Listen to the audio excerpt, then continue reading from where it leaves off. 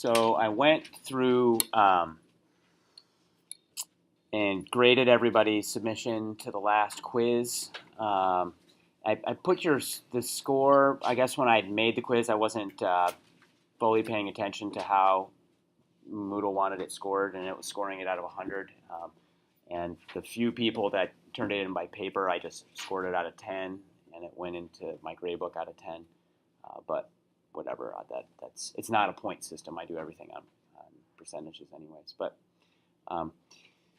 the biggest comment that I would make about that. First of all, I was kind of lenient on the way that I graded the first question because I realized I didn't ask the question very clearly.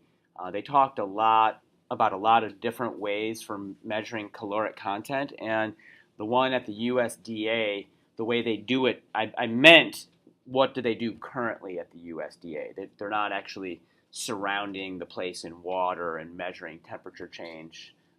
Now they're measuring gaseous exchange, right? They're measuring how much oxygen is being consumed and how much carbon dioxide is being blown off by those people, and then they're keeping like very meticulous records of all of their physical activity and what they're consuming. They used to look at temperature change, and so I didn't penalize people for missing that semantic difference, because I think in the podcast they said up to 10 years ago they did do that, but they have since moved to this newer system. And they didn't really elaborate on it as much as they could have in their podcast either. So I wasn't too, I was pretty forgiving about that. But the second one, on the fermentation, perhaps part of the problem is I didn't give enough of a pre-lab lecture in the fermented foods lab that we did to drive home the concept of what was happening there. I mean, they talked about it in the podcast for sure, but the real, a lot of people had all kinds of different ideas about what was happening in the fermented foods, like the beneficial bacteria were killing off, directly attacking the other bacteria, the pathogens or something. But what's actually happening is in all of these foods, what's the one thing we're measuring as we go through this lab? What did I have you guys measure in the last lab? The pH. Yeah, it's the pH. And so what we hope to see is a drop in the pH. Lactobacilli produce lactic acid. There's going to be acetic acid and some acetic acid in the kombucha, all kinds of other organic acids that are going to drop the pH. And pathogenic bacteria don't really like those environments. Why would that be a kind of a symbiotic thing with humans? Why would it be okay for us to eat bacteria that like acid? So you know that like Acidophilus, for example, is one of the bacteria that's in yogurts, right? And that's kind of an acidophilus, acid-loving bacteria. So when you swallow something, what's one thing you know about the way the body digests food? Your stomach is a really acidic environment, right? And so bacteria that can survive an acidic environment are going to be ones that over a long period of time, human physiology has sort of symbiotically adapted to. Okay, and so these fermented foods, they're foods that break down the starches, the carbon in whatever food product, whether it's the sugar that we put into the kombucha or the cabbage the starch in the cabbage and the sauerkraut. It's going to break those sugars down, those carbohydrates down, and the byproduct are going to be these acidic, these organic acids that are going to drop the pH and make it hard for other bacteria to live in them. I don't know how many of you read the pre-lab. The pre-lab is really the Yeah, instead of like giving a long lecture at the beginning of lab, I wanted you to actually get in there and do it, and kind of was hoping and expecting that you would read the pre-lab materials that I give you, because all that material's in there and would have supported the ideas that were in that podcast. So that was probably, some people got it, but a lot of you missed that notion, which was what I was trying to go for on the quiz. Like how do these fermented foods protect it? And Sandra Katz, I think, had made a lot of several points about how fermented foods are important in food safety, because they do sort of act as a kind of a preservative for the food, or prevent spoilage by pathogenic bacteria. Does that make sense? People understand that? That was really, I was just looking for you to say they dropped the pH. Like, if you had said that, you would have pretty much gotten all the points on that question. Maybe I'd have taken a point off because you couldn't say Clostridium or something like that. But that was what I was looking for there. All right, let's wrap up the few slides I have about calories, and then we'll move on, and we'll have a little conversation about the Hacking the Taste podcast. I have a question or two about it, and we can do that. And then if there's still time at the end, maybe I have a short activity that we can do to introduce the next concept, which we'll spend the rest of next week talking about. Okay. One other thing, lab today is going to be in 314 Olin, our regularly scheduled lab space, and it's going to be a short lab today. So I'm hoping to be done by about 2:30 with us. So I have. I'm not sure if I've updated the lab handout in Moodle to reflect that, but whatever's in Moodle is applicable, but there may be more there than we're actually going to do. So I'll check that as soon as class is done. All right, make sure that that's up to date. All right, so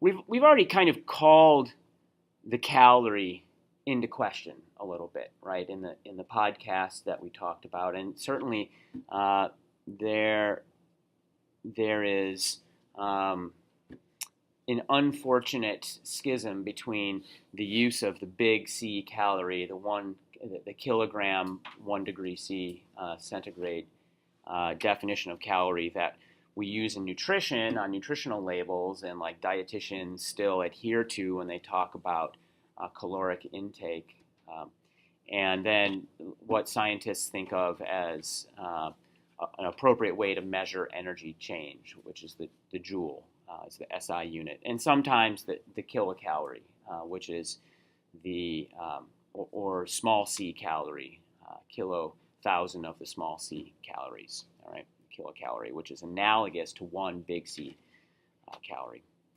But despite its flaws, the calorie is what we have, and it's important to understand it because as it stands, all of the nutritional recommendations that are the guidelines that are put out by various governmental agencies and used by nutritionists and biochemists, whoever, is still based on the big C calorie, and it's not so profoundly broken that it can't offer a rough guideline for us to understand the way our bodies use energy.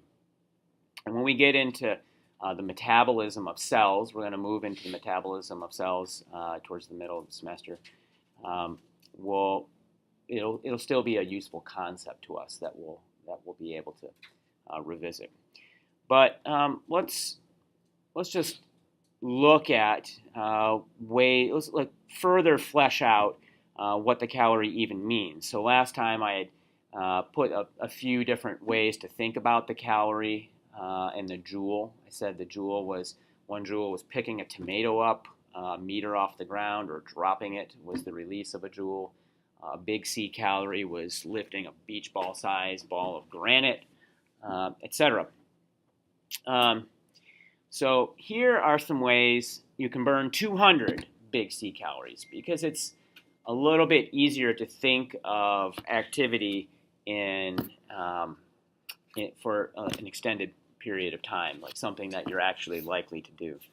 So these are different ways you can burn 200 calories. Do jumping jacks for 2.5 minutes, or you can break it into intervals of 30 seconds or 1 minute.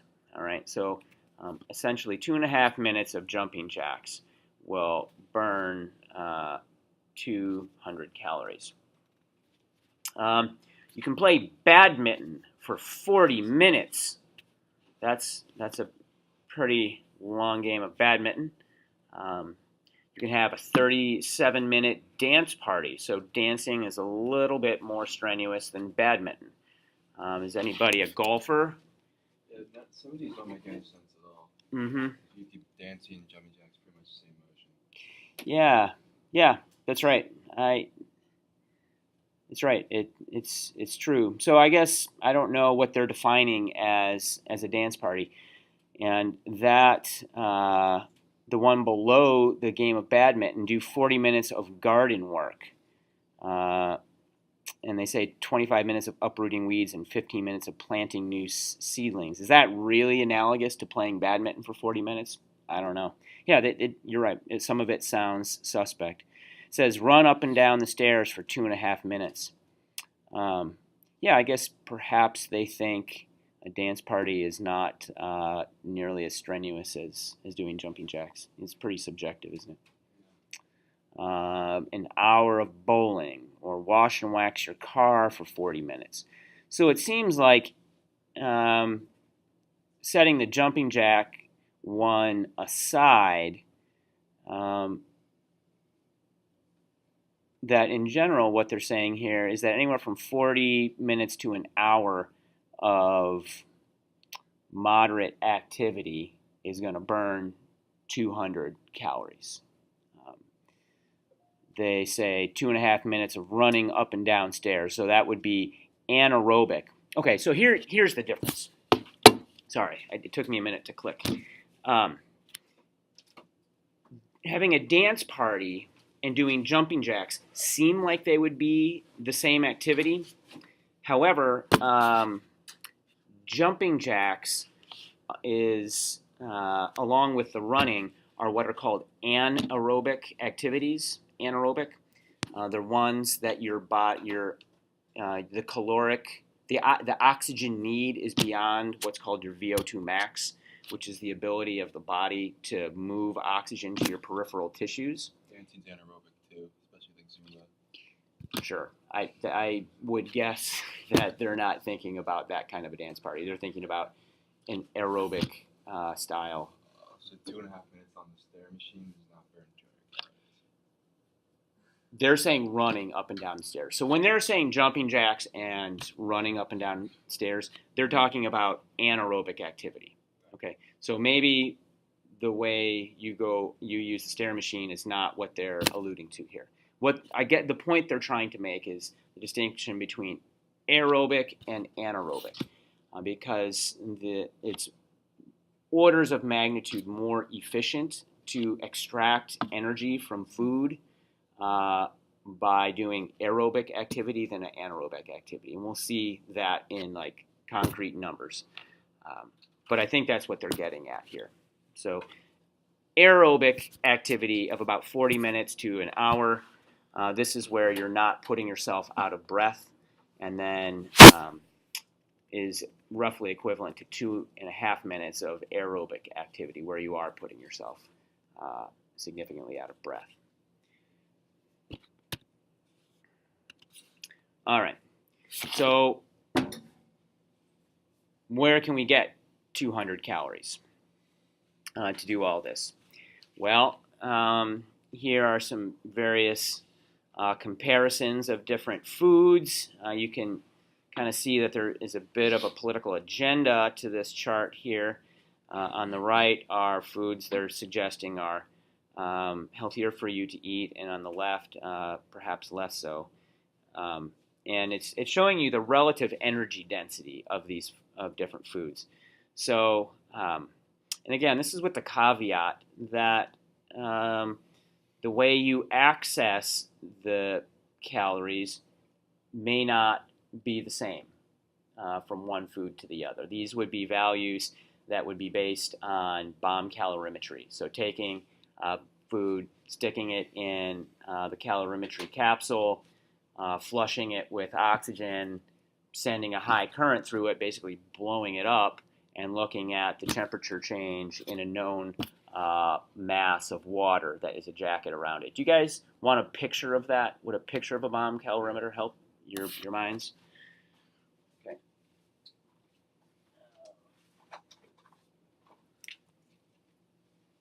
So you have a container of some fixed size that has a chamber in it, and you put your food of a known mass in it, whatever that food happens to be, and the chamber is flushed with oxygen and has electrodes that go into it. And out here is a jacket of water that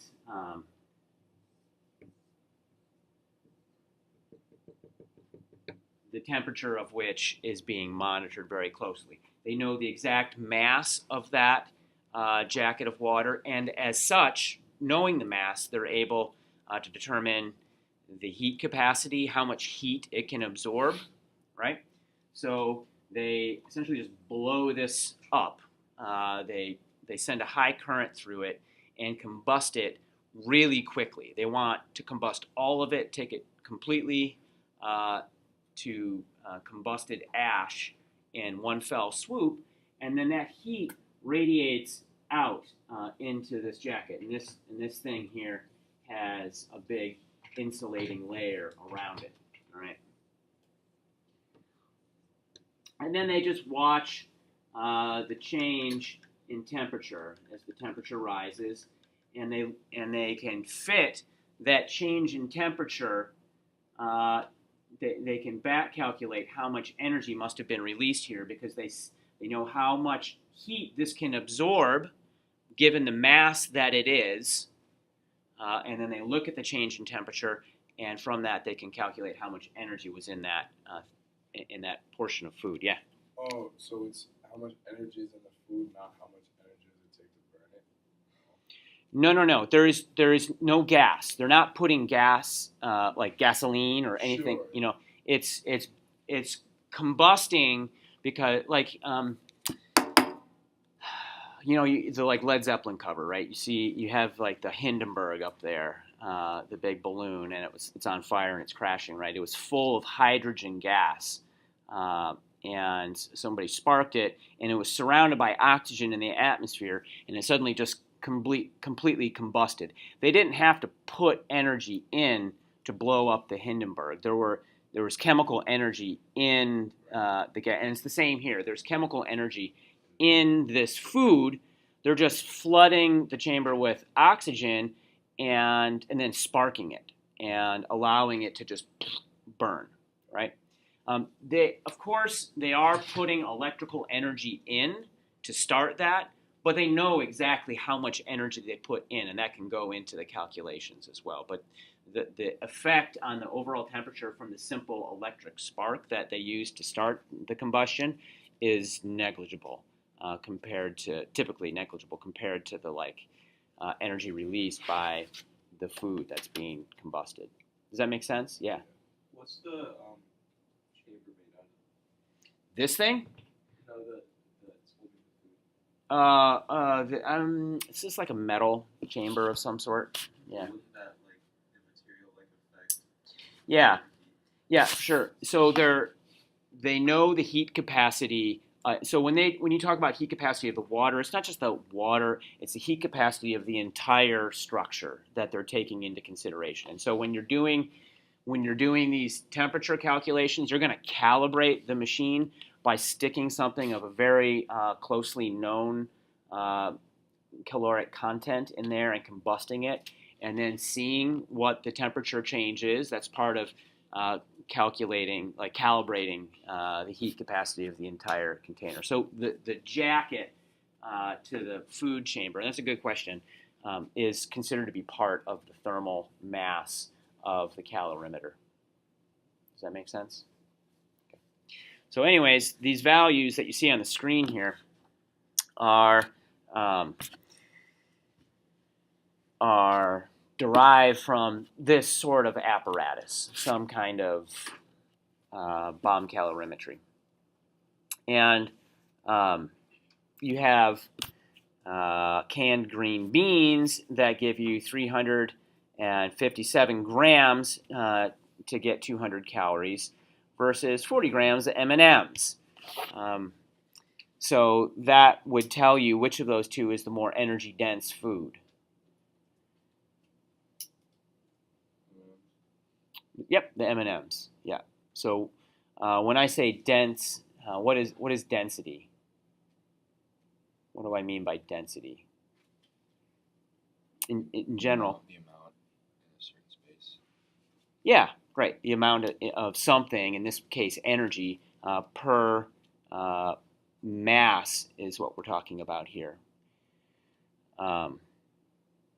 So the M&Ms are a much higher energy density. It's only 40 grams for 200 calories. Canola oil versus flax bread. So that the bread is actually a reasonably energy-dense food compared to the canned green beans, hey, but it doesn't come close to the canola oil itself, which is significantly more energy-dense than the M&M sweets. So how would you explain that? How would you explain that canola oil is roughly twice the energy density of M&Ms? Yeah. Nick. The oil's mostly fat. The oil's mostly fat. Okay, so what? So the fat is much more calorically dense than what's mostly carbs in the bread. Okay, is that what you were going to say? Yeah, like the 4 grams or the 4 calories per gram and 9 calories per gram. Yep. Fantastic. Yeah. And a little bit later in another lecture, I'll begin to stick some chemicals on the board, and we'll look at carbohydrates and look at proteins and look at fats chemically, and we'll see why that's the case. There is chemical underpinning for that. Yeah. How can, like, cheeseburger is 75 grams, right? And the bread alone is 90. So, like, how does that make any sense if you, I guess it's half a cheeseburger? Yeah, it's half a cheeseburger. You got four sheets of bread over there. Perhaps in flax bread. So flax is high in it's a seed that's high in linolenic and linoleic acids, omega-3 and omega-6 oils. And those oils are actually quite they're fats, right? And so they're quite energy dense compared to the cheeseburger, which has a white bread bun and protein. There's a lot of protein in it, which is not going to be as energy compact as the flax bread. Are there any other things up there that are surprising or interesting to you? People often say celery. It takes more energy to eat celery than you get out of consuming it. That is actually not true, but yeah. I was gonna say, isn't like there's something in celery that our body can't digest or something? Yeah. And it doesn't actually go through our system. So you're just kind of eating not necessarily empty calories, but you're pretty much just getting water and no other nutrients. Okay, celery has a lot of what's called cellulose in it, all right, or cellulosic lignins in it, and that's the kind of the woody part of celery. Those aren't empty calories. Empty calories would be the concept of eating M&Ms. Would be the notion of an empty calorie. That's you're getting calories that aren't actually bringing any nutrients into the body other than just like sugar. But celery is a lot of fiber. There's a lot of fiber in celery. Um, but what my point was, it is not correct that it takes more energy to eat celery than you get from consuming it. But even still, it is the least energy dense food on there. And so you're going to get fuller from eating 200 calories of celery than you would get from eating 200 calories of anything else on that list. Can you begin to see why it's so? Look at there's gummy bears, 51 grams of gummy bears, and 40 grams of M&Ms. I had a student in my high school last year who I think I had mentioned how there were students that came to the school because they wanted the free lunch program. This young woman had she was not living with her parents. She didn't know where her parents were, and she was 17, I guess, so that she was able to be emancipated. And she came to school one day with this giant 5-pound gummy bear, like one gummy bear that was like this big, and she proceeded to gnaw on that and chew on that all day. You can see how, given the energy density of that, how that could lead to obesity, right? It's not going to give you satiety as rapidly as, say, eating apples and celery or whatever more conventional foods would, but you would still consume a huge number of calories eating that. Not a very healthy food choice, of course. Gummy bears also give you diarrhea, so does that kind of I don't know. I haven't had a gummy bear in decades. I can't speak to that, but maybe. I was thinking because it gives you diarrhea, maybe it wouldn't make you as fat because you're just like pooping out the nutrients. Yeah, I don't know. I don't know about that. I think people's GI tracts react differently to, like, I like to eat a lot of flax seed. I don't know. I've been eating it for years, so my system is pretty attuned to a high fiber diet. But maybe some other person, if they ate my diet right away, would not be as happy with it. I don't know. Gummy bears. Has anyone ever experienced this with gummy bears? No. Okay. Yeah. Okay. Amazon, like a lot of people say that on Amazon. Okay. Well, yeah. I don't know. Maybe. So make gummy bears off Amazon then. Get them at the store. All right. Moving on. So, what in the world does the world eat?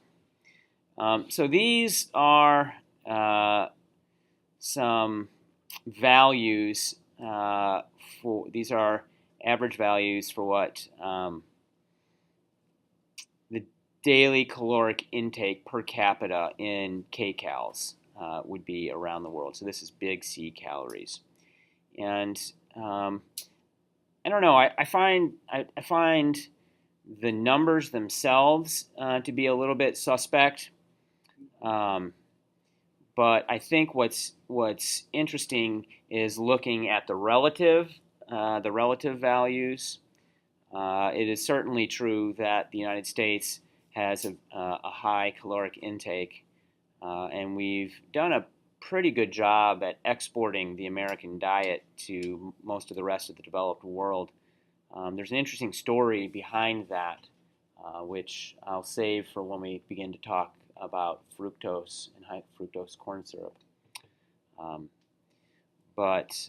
then other places in the world that are a little bit less developed, such as the Congo, some countries in India or Asia have lower caloric intake. So there's a website that is maintained by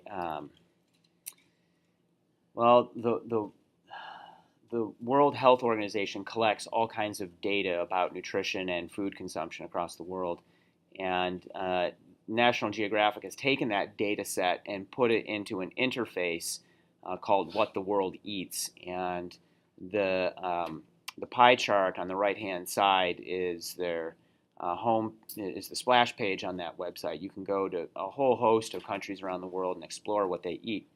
But this looks at the overall consumption of food as of 2015, I believe.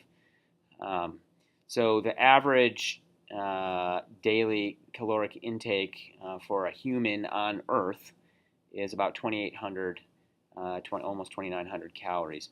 The bulk of that comes from grains. So and those grains fall into two categories: wheat and rice. Wheat and rice are at approximately half the calories that are consumed on Earth. And in certain cultures, a significantly higher percentage of that. I was thinking about doing a dry lab where we actually get in and dig around in that data a little bit for one of the labs, but I haven't put that together. I've tried to keep it more actually fun. But one of the things that's interesting is you can look at trajectories with time. Yeah, let's do it. I think this thing it's a link. Here's the site. So let's watch this here. Now, it starts at 1963, and we can see how the calories as from grains. We'll do that again. Oh, it's 2011. The calories from grain go down a little bit as part of the daily calorie content. What's it being replaced by? Sugars and fats. Sugars and fats. Yeah, so produce stays at around 11, fluctuates around 10%, up a percent or down a percent. Let's try sugars again. Starts at 17 back in the 60s and is climbing 3% to 20%. This other is mostly alcohol, I believe.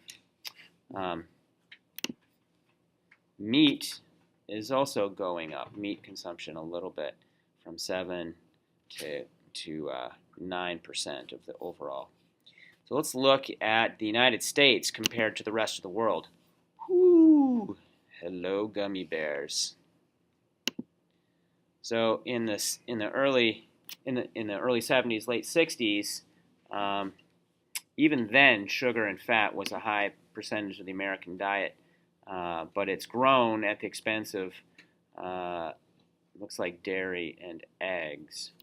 Some of the interesting countries to look at here that when I was digging through this I found kind of interesting was India. Look at how much grain India eats and how little meat this country eats. Yeah, still 60, almost 60%. It's dropped considerably as it's adopted Western diets. Let's check out North Korea. I found North Korea to be pretty fascinating too, actually. So North Korea used to get approximately 70% of their diet from grains. It's still really high, 63% of the country, 63% of their diet. Yeah, Hannah. Just like kind of scrolling down, did you see any countries that looked like they were kind of like ideal? Well, what define ideal for me? Like they had like kind of what you would hope for in healthy amounts of like produce and meat and grains. Like the United States is like obviously not ideal. There's like a lot of sugar and fats. Like were there any like that like stood out to you as being kind of like model diet countries? Well, I don't know. That's hard to say. The reason I would say that's hard to say because are we using the food pyramid that has guided U.S. food policy for the last 40 years? Are we, how do we define ideal? One of the rationales behind the podcast theme where I said different nutritional diets, right? So there are people who believe in the paleo diet that is really heavy on proteins, a lot of meat in that diet. And is that the ideal? There are people who would say no. There are people who are into the ketogenic diet where 85% of your calories are coming from fats. And there's some really interesting results from those kinds of diets. It uses a different part of our metabolism. It's not a glycemic, not the glucogenic, glycolytic part of our metabolism that's using sugars. It's the ketogenic part of our metabolism that's using fats to produce ketone bodies that your brain can and your body can use as fuel. So what the ideal is, I think, what ideal you're choosing is one that would color whatever estimation I would make of what country would be ideal. I can tell you what looks good to me. I like whole grains, and I like whole unprocessed grains, and I think it's okay to eat some meat. Certainly, fish is great if you can get sustainably sourced fish. In my mind, the most important thing with food is because food isn't just nutrition. There's a sociological aspect to it. You know, what role is food playing in your life? Are you making food as a family or a group of friends? Are you preparing your food? Where is that food, the materials for that food being sourced from?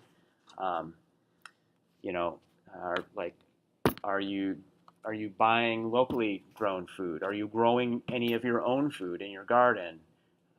You know, where is that food coming? I think in general, a notion of a diet that's heavily plant-based is perhaps not exclusively, but with a lot of plant, vegetables in your diet. I think it's first of all more sustainable, which in my mind is a consideration as well. It's like the long-term sustainability of the global diet and how that manifests in regional ways. What's a sustainable diet for someone in Ethiopia versus somebody in Maine are going to be two totally different things, right? So what the ideal diet, I think, is going to be about the microclimate there. What kind of foods can they grow in that region, so we don't have to ship foods halfway across the world to feed them, and and what role is the food playing in the people's lives that are right there. So that's how I would answer that question. Does that make sense? Yeah, I don't know. Which of these, looking at these here, which of these diets would you want yourselves? Got which one? So the four at the top, the bottom left. Bottom left. Four at the top, right, the bottom, right. Oh, Hong Kong. Yeah. Yeah, Damon likes meat. Meat and grains. Yeah, meat and grains. Yeah, actually, I wish there was more produce though, and less sugar. So more produce, less sugars. Let's see if we can find. So you're kind of a paleo man. What you're talking about? More meat, less sugars. Let's see if we can find it.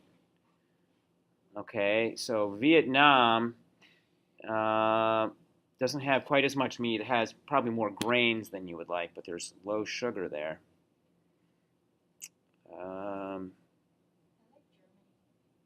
Okay, where's Germany?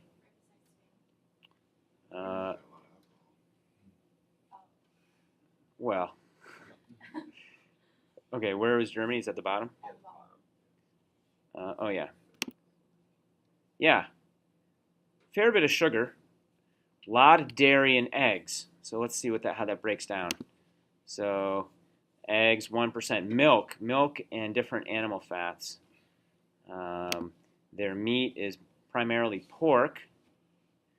The other for them is beer.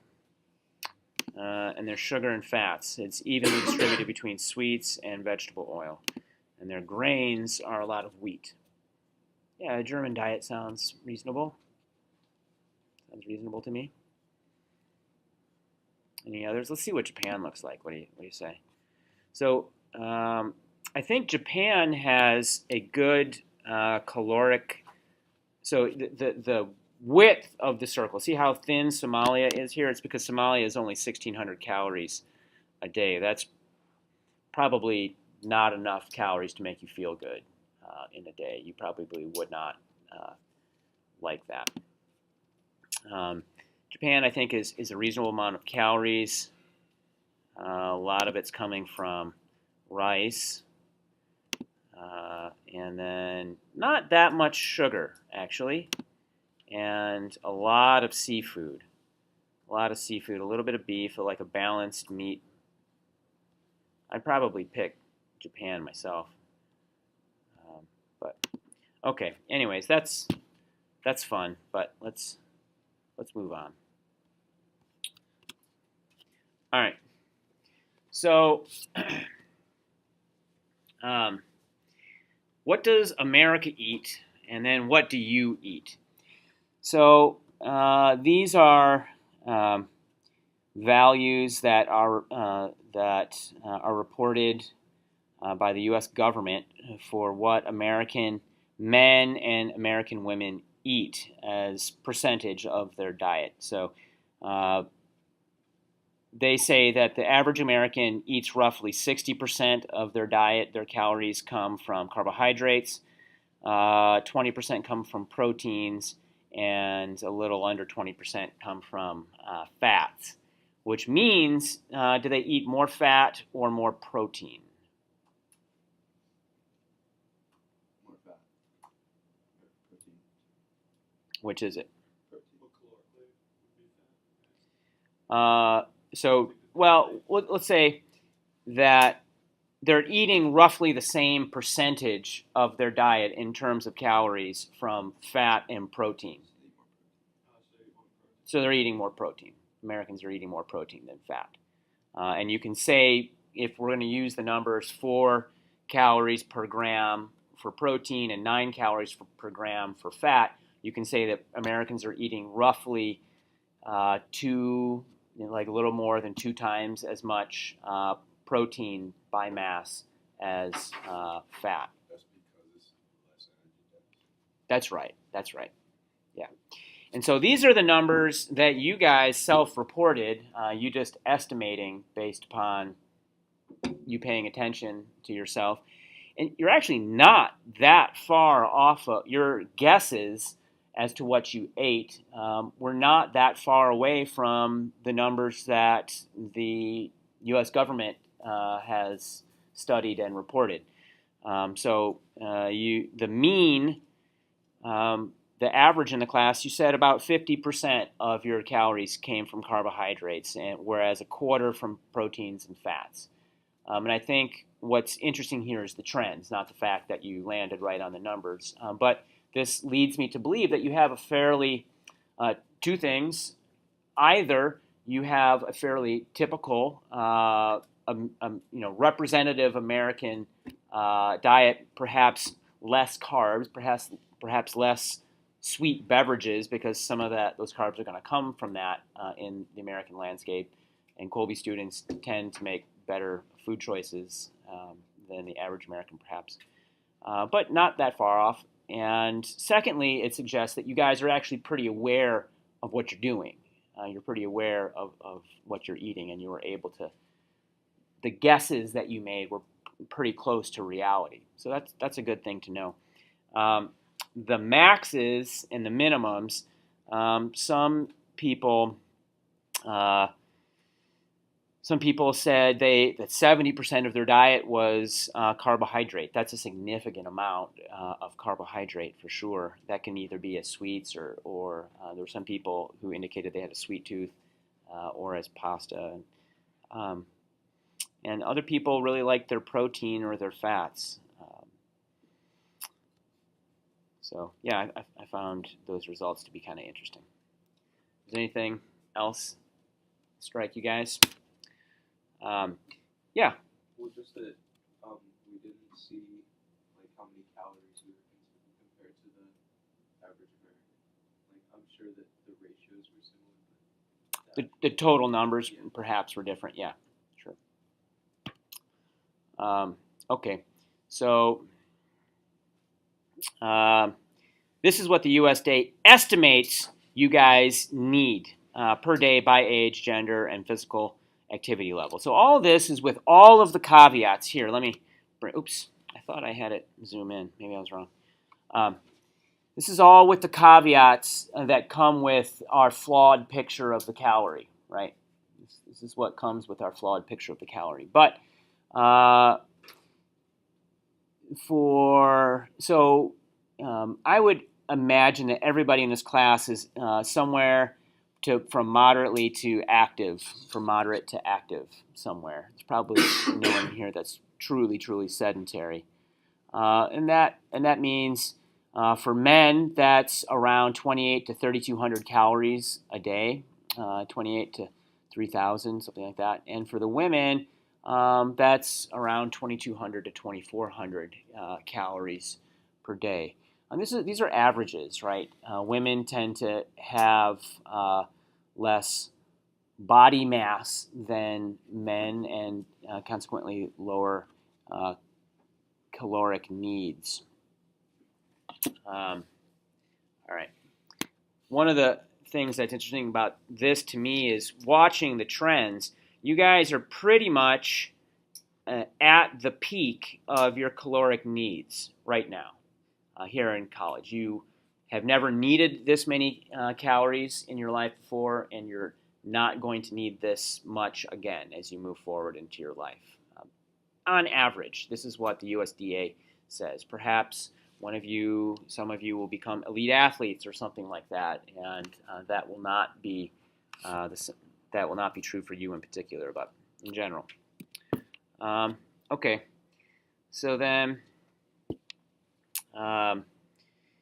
The last thing is you can actually calculate what your caloric needs are.